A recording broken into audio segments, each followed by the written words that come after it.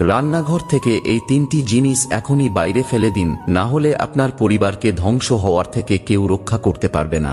ঘরে ঝগড়া অশান্তি লাগার মূল কারণ সেই তিনটি জিনিসের নাম জানার আগে যারা মন থেকে বিশ্বাস করেন বিপদে পড়লে রক্ষা করবেন প্রভু শ্রীরাম, তারা লাইক করে কমেন্টে জয় শ্রীরাম লিখে দিন। নাম্বার 1, বাসনপত্র।